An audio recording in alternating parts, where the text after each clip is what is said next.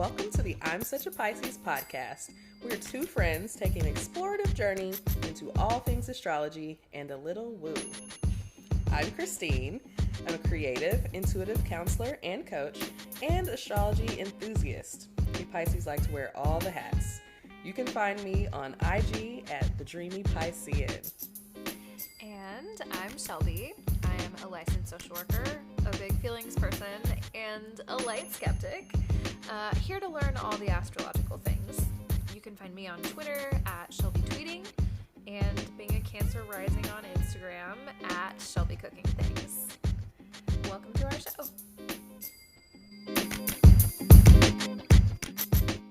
Hey, y'all. We're back. All right, so we are back. We are talking about the astrology of cheating. As you, hopefully you know because you listened to our episode this week.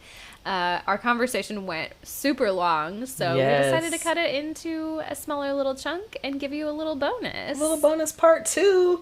So we got into cheating, cheaters, and the things about cheating in our episode this week. And so now we want to talk about how do we find cheaters astrologically? And, you know, maybe this is a good time to pull out your own birth chart if you've ever felt yourself having some urges. Okay. See if any of these things apply to you. If you've had a history, you might find some of these aspects, you know? And it's just better to know, right? It's all about awareness. So exactly. I'll start this by saying I definitely have some aspects that I saw of my own here. And here we are. As a person who has, in the past, again, I was much younger, but exactly. I have been a person who has cheated. I've been cheated on. We've both been on both sides of the coin. We've been on both sides of this coin. Really, they both feel bad. I like to think that we've both grown and evolved quite a bit since then. It was a long time ago for me, but you never forget. You never forget. You never forget. So we're going to start with the men.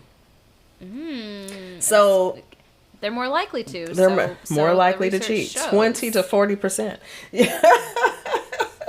At 2 hour 20 to 25. Huge gap, but okay. Yeah. Interesting.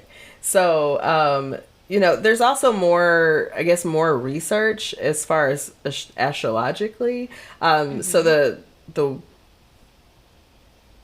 trying to think, the organization that this information came from, they do a lot of astrological research and they generate a lot of data. And so it's really interesting just to kind of see what they've researched so far. So there's a lot more data on men than there is women. So there's going to be more notes as far as this information on men than women. So we're going to start where there's more information. And since, again, men are more likely to cheat, let's get into it. So there are many factors to consider. There are points, aspects, planetary positions. There are a lot of things to look at. So just know that if we see one thing, it's not like it's not like doomed. This is not like a definite. Right. Yeah. But exactly. just, again, things to look out for, things to take a note of. So we know that generally Venus and Neptune are almost always involved in some sort of way. So watch out for those signs. Venus is, how we love and feel loved, and Neptune is definitely some confusion energy. Man. and has us doing some confusing things, some things that are not clear. Boundaries unclear. So Neptune can definitely get involved. Yes. So a Venus semi-square Neptune with a 1 degree orb, so it's just a 1 degree difference between the two, was the most significant and consistent aspect found in men who have cheated. So the Venus semi-square Neptune. Okay. In a very close aspect, 1 degree. That's it. Most significant and consistent aspect. I thought that was really interesting. I think, again, those two energies together. Definitely you've got boundary crossing. Yes. So in those squares, again, semi-squares, those kind of friction, those aspects that cause friction are definitely going to give us challenges. So things to think about. The next thing, men with an Aries moon. Huh. Interesting. We talked about those moon signs? Moon, what do we say? Moon, Venus, Mars, Neptune. I'm gonna go look up some birth charts real quick. Aries Moon. Aries Moon. So we know Aries Moon is already like just a placement that is just not great, right? Like, Aries in your moon sign is just a weird, it's just different kind of energy. Not super favorable. Yeah, it's not I don't know if it's a detriment or a fall, but it's definitely like it's a challenging aspect to say the least. Yeah. So this was actually a constant in the astrological infidelity research and is a red flag. So, next week we're going to talk about red flags. So, this is a red flag for cheating, but, yeah. Aries Moon. So this isn't enough alone to throw the whole man away. Okay. Don't throw the whole man away, but this is enough to like very much keep your eyes open. Just be aware. Like if he's got an Aries Moon,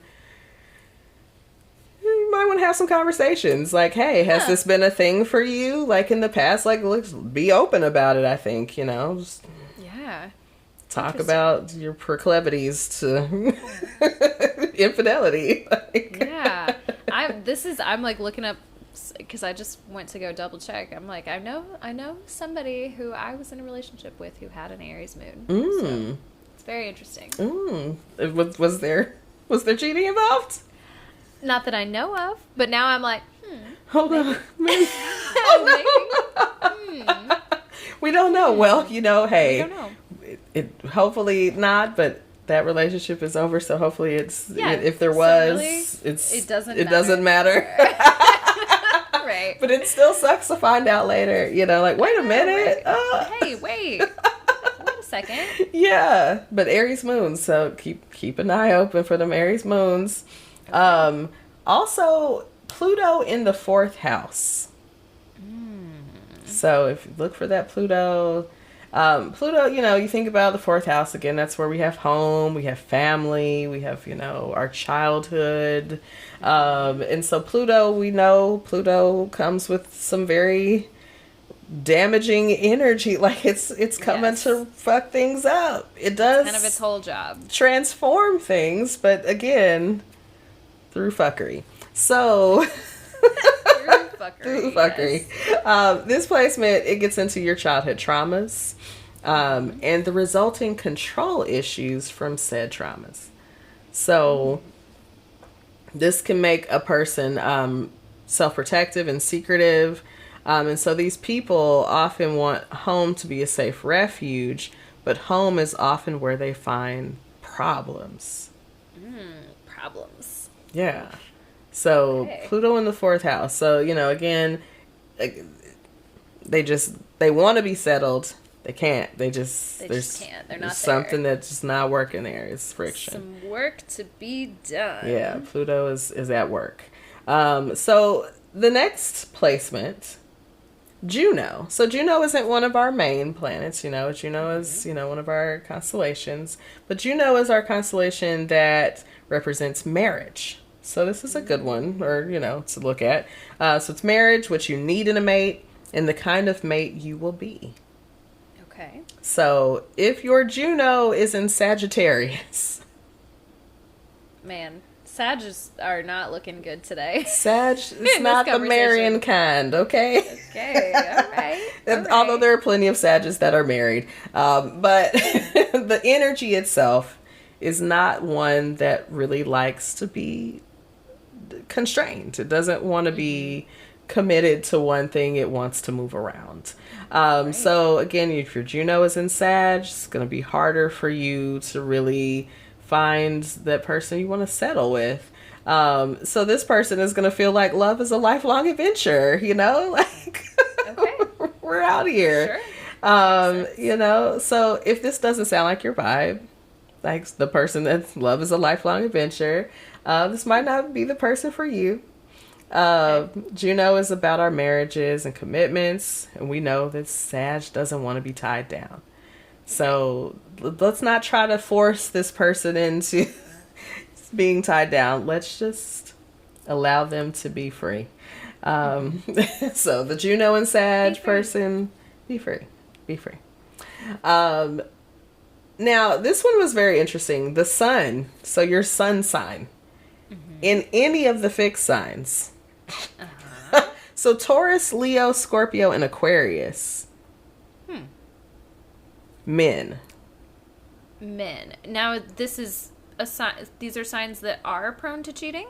Prone to cheating. Have been found. So all of this information, right, all of these things have been found in people who have cheated. Okay. Men who have cheated. Got it. So more likely, apparently, are the fixed signs from what's coming out of the research.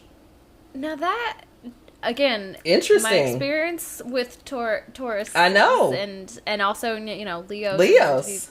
Fiercely very loyal, right? Yes, that's surprising. That's very surprising. I was surprised. I'm like, really? Taurus and Leo? Like, Aquarius, sure.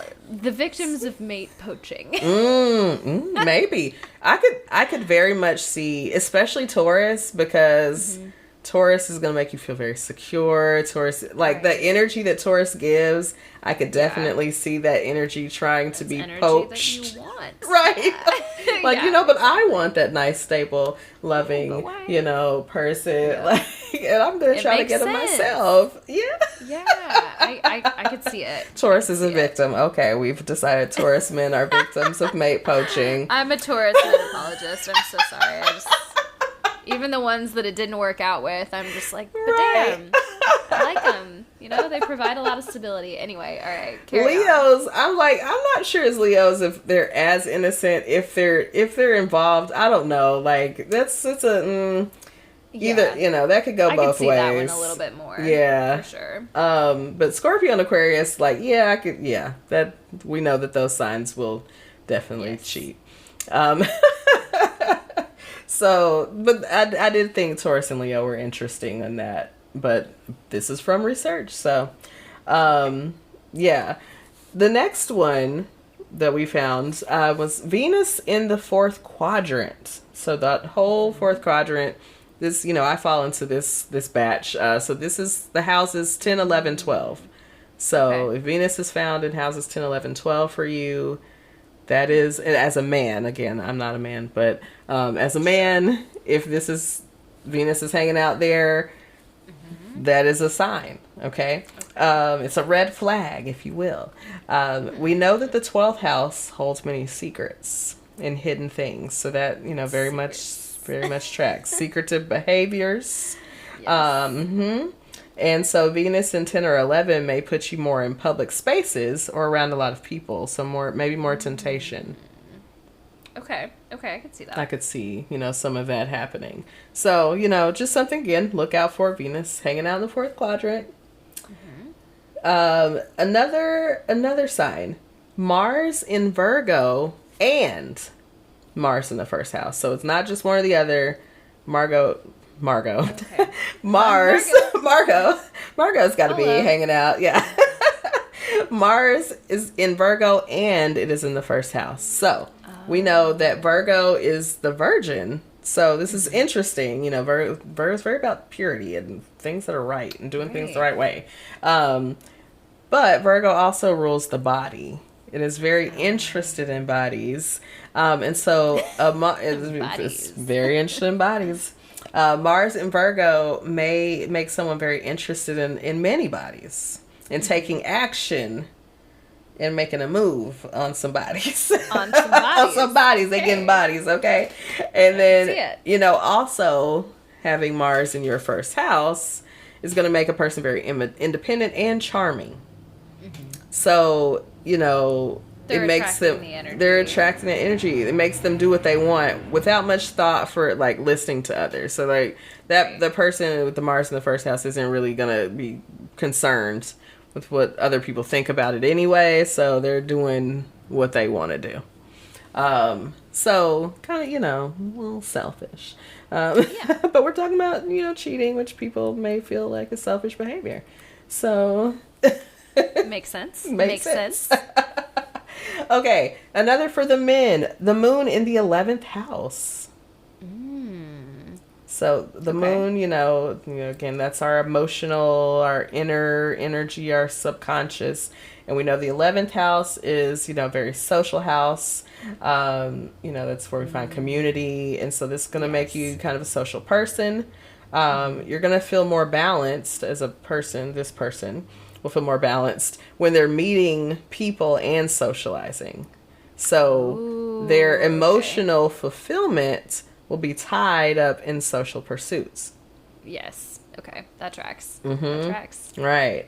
So this is not the placement suited for like a jealous partner. Like if you know that your partner is jealous, like, or if you know that you're jealous and you find you a person with somebody with the moon in 11th house, this might not be this is going to trigger you immensely. Yes, definitely. Immensely. So, that's a red flag for you.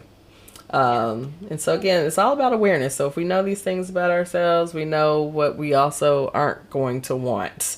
So it's fine, just know that. This is why you got to get the birth chart on the first get day. in this birth if chart. If that's not going to work with you, you got to know. Just know that. Yeah, it's okay.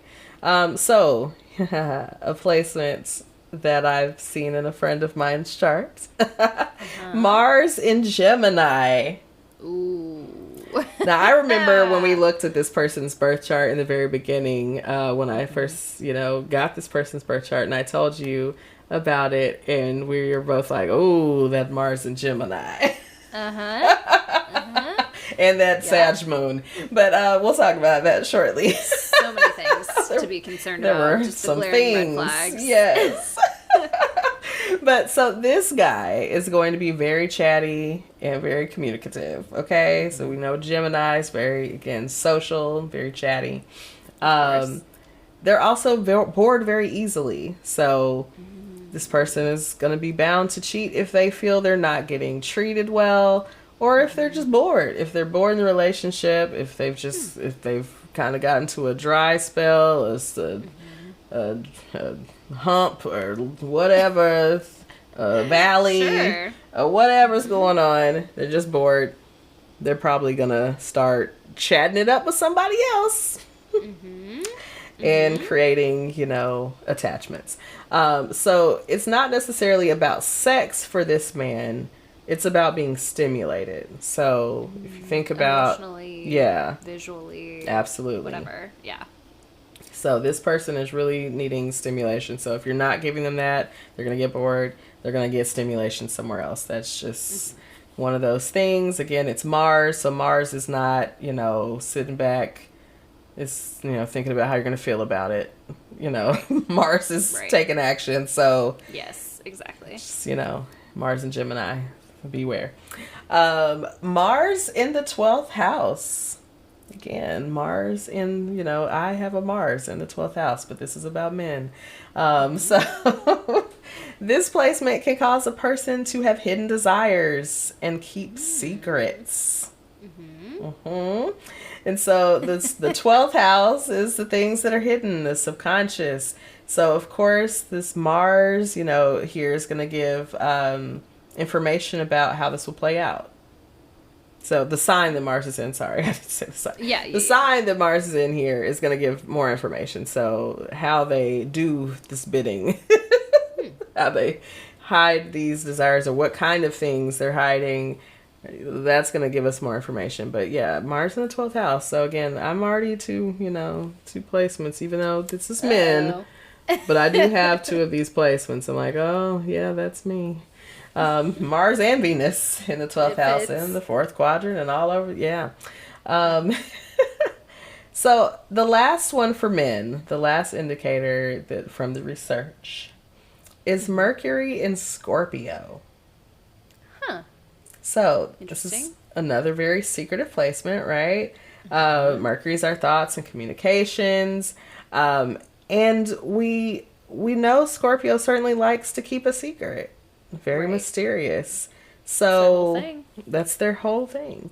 Pluto rules Scorpio, may create a man that seeks to have some level of control, but it also may be unclear about his behavior. So, the way things are going about, just might not be as clear, and Mercury is a sign of the planet that really likes clarity. So, again, Scorpio. These things are not really. Yeah. Not going well together. Not a favorable placement. No. Per se. No. So, that's the men. Okay. Those are the things to look out for, the things that have been found. What about the ladies? Let's talk about the girls. Let's talk about the ladies. So, again, like I said, the research, there's less of a pool. There was less of a pool. I don't know why exactly there was less of a pool of women to research here. Less women admitting to cheating. I don't know. That's the first thing that came to mind. I was like, I bet women are just sneakier. And they're like not copping. I'm not going to tell. If I got away with it, I'm not telling. No. So the first indicator, again, we've talked about Moon in Aries. So again, just a major red flag. For this particular topic, for cheating. So, we know Aries Moon is quick to fall in love, but it is quicker to fall back out of love. Yeah, that tracks. So easy out. Easy in, easy out. Like Gemini in this way, they bore kind of easily. Like they're very impulsive. They get bored. And it's not, they don't mean to, they just, it just happens. Like they're excited about you at one minute, and then really with Aries, it's the impulsivity is like, now I found someone else to be excited about.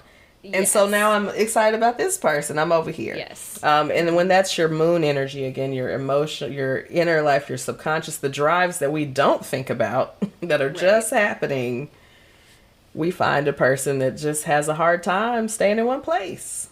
Yep, that makes sense. So Aries, Moon and Aries, just men, women, all over. It's a problem. So this might be an area of work. If you have a Moon in Aries, this might be an area that you need to work on. In mind. It's not a death sentence. It's just like, hey, I know there's an issue here.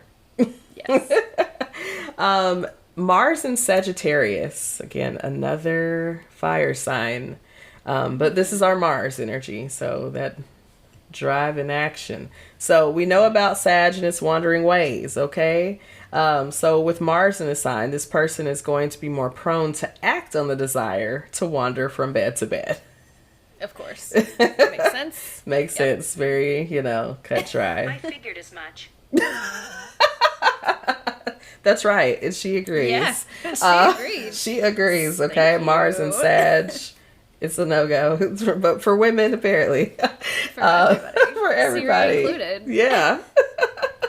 So Mars in Capricorn is the next one.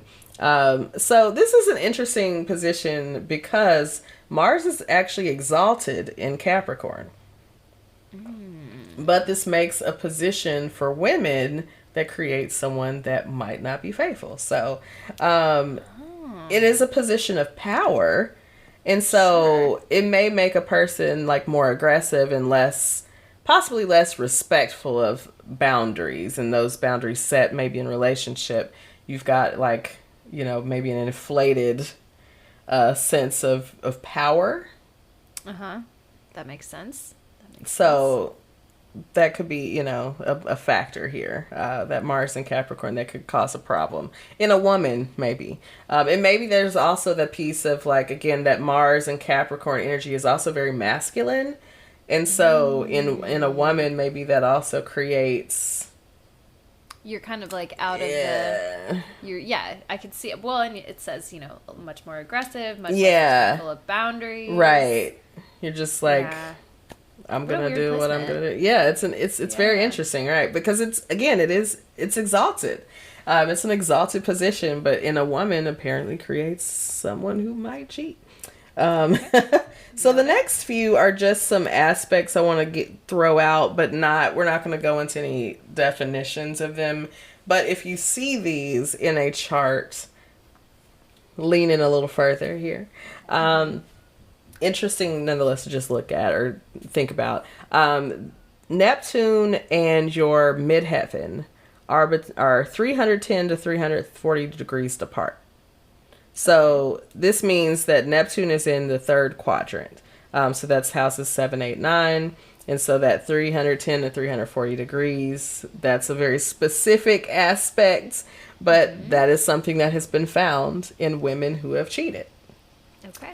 The next one is Mercury and Pluto are at 150 degrees to 210 degrees apart. So that is an orb of 30 degrees. So when you see that Mercury and Pluto in those degrees, again, interesting combination. Things are happening there. Cheating. Cheating is happening there. Cheating is happening. Cheating is happening. Got it. So sorry, I'm reading my notes now, but the sun is like right in my eyes. I love it. So the ruler of the fourth house is square to Neptune.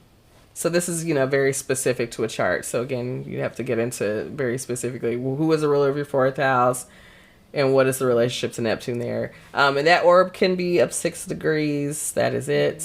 Try to keep those, those orbs fairly tight. I think those are the most, it makes it more significant the closer those degrees. The next one, the ruler of the 8th house is opposite Mars. So think about that 8th house, it's Scorpio ruled, it's the transformation Mars. Again, that's kind of that Mars-Pluto energy again. And then we have, lastly, the ascendant is in conjunct. So an in conjunction is 150 degrees. That in conjunction with the 6th house cup. And so that orb, again, is just 1 degree. It's got to be a very tight orb there. But that's an in conjunction. So ascendant, 6th house cusp, in conjunction. So that's the end of the women. That's the end of what makes these women, or the indicators of cheating. That women are cheating. I'm sorry, I'm cheating. Back here with all these loud ass dogs.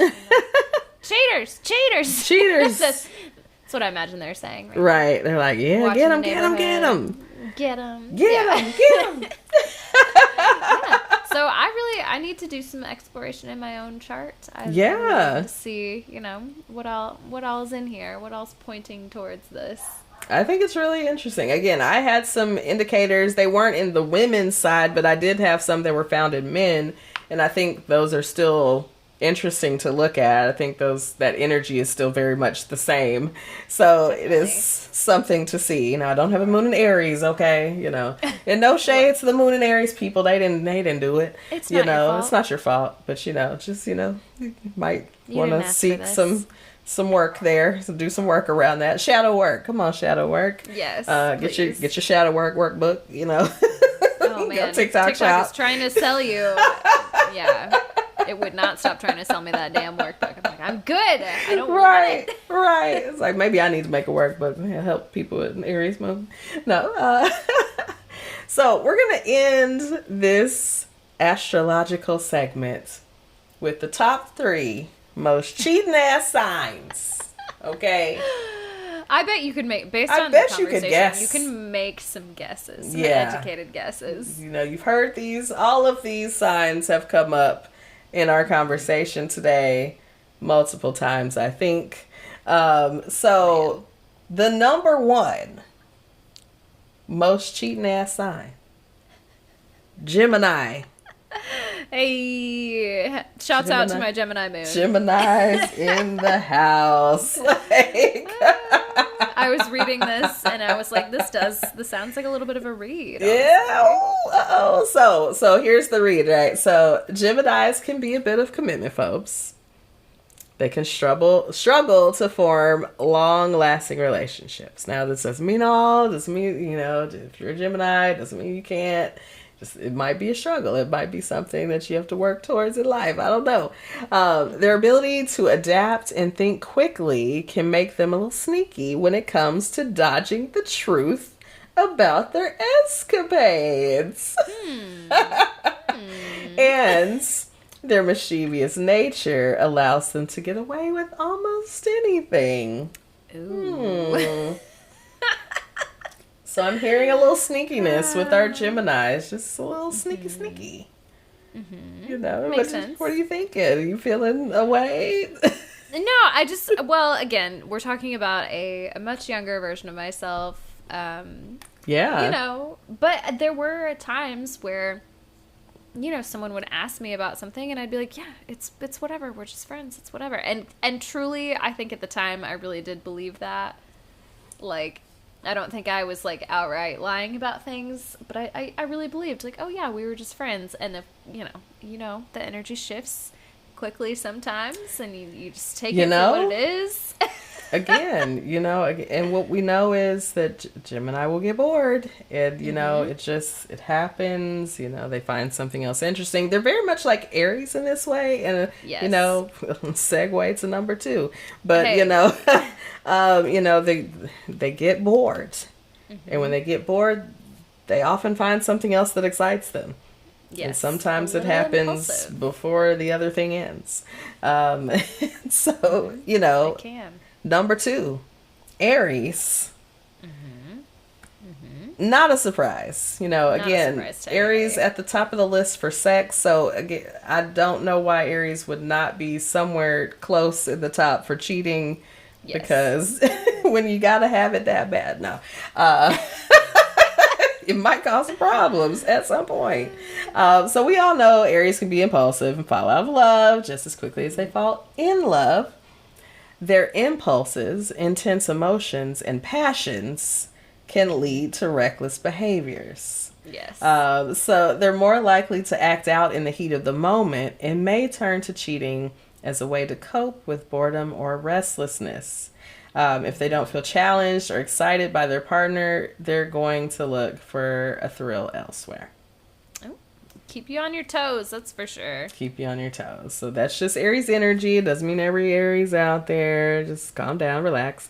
But right. It is that's the energy. And I can say again as someone who has Aries energy, I have felt that before. I have not always acted, but I've definitely felt like, Been there.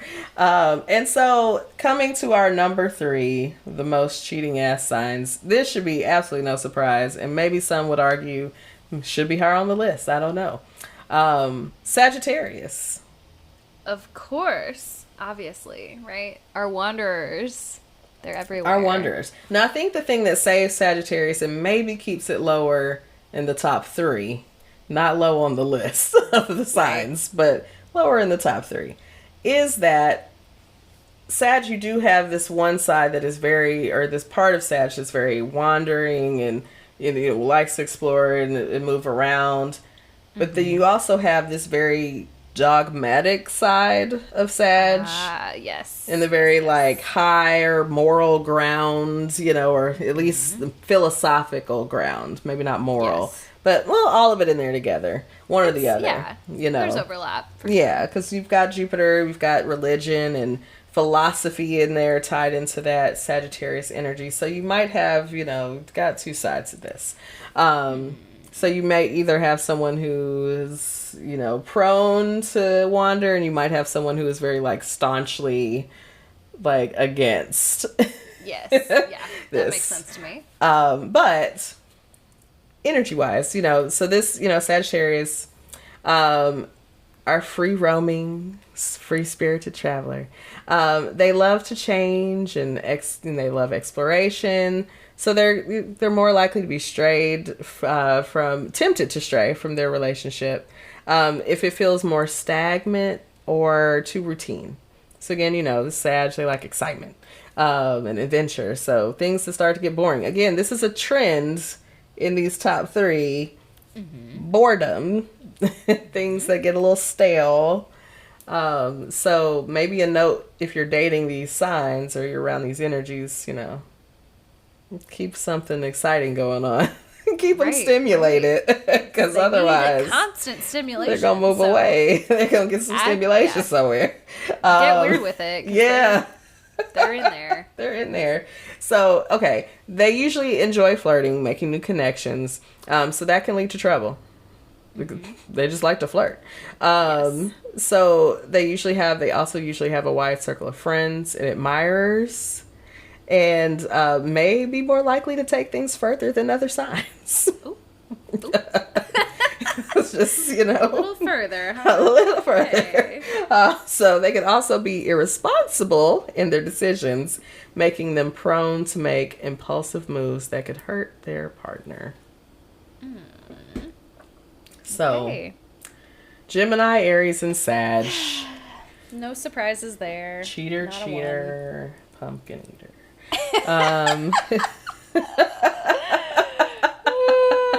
Can we call the episode that?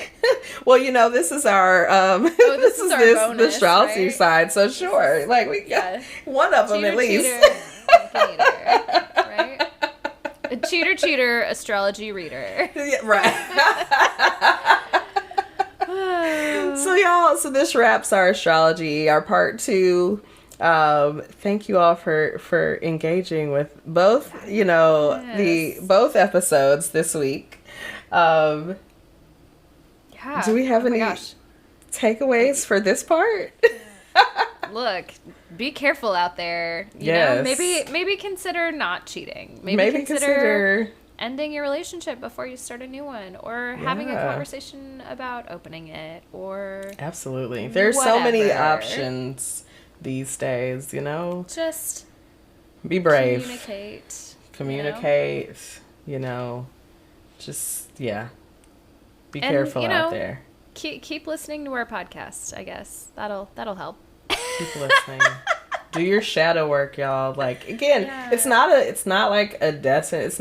It's not the worst thing in the world. It's things we want to grow from, right? And we're, you know, part of this podcast, we like to talk about, you know, like life and growth and like how we're moving forward. And so it's, you know, it's not the worst thing in the world, but it is something we want to grow from. We want to continue to move forward and upward. And so if we have these placements, again, it's not, you know, a death sentence. It's not the end of the world. No, just maybe an area that we know we need to pay attention to, be aware of, maybe do some workarounds so that we, you know, don't find ourselves in those patterns. Yeah, acknowledge those sides of you. Absolutely. Right? So, you know, I've seen some, you know, I'm like, okay, things to think about. This is a very interesting episode to produce. Like the research, I was like, ooh. You went deep on the research too. You really all the way in there. Yeah, we went all the way in, y'all. So I would love just to hear, any feedback and thoughts. You know, I think that's something many of us have had some experience on some side or the other of this coin. So yeah, let us know your thoughts. But thank you for tuning in to both parts. That's right. All right, y'all. We will see you next time. All right, y'all. Protect your energy. Stay safe in these streets. Bye. Bye.